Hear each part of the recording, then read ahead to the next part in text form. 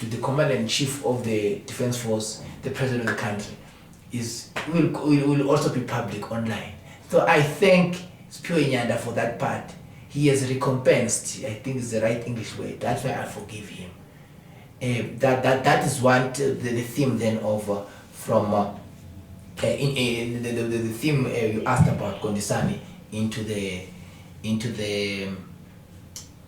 dereliction duty of the SANDF or whatever terminology we use there.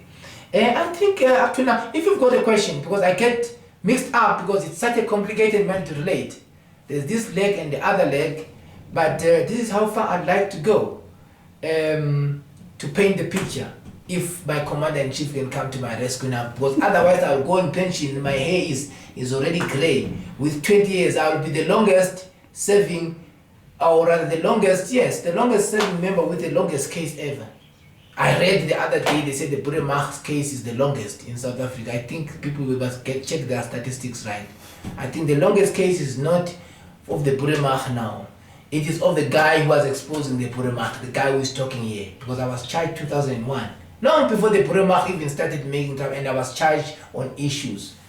Some say, because the white people are involved in my case against me. This is not to say all whites are bad, because some of my witnesses will appear in court are white people who don't like nonsense of their own brothers. So it has got nothing to do with whites. The others, it's whites against me and Xhosas. But again, not all Xhosa are bad, because some of my witnesses are Xhosa speakers. But so this should not be viewed as if I am fighting against an ethnic group.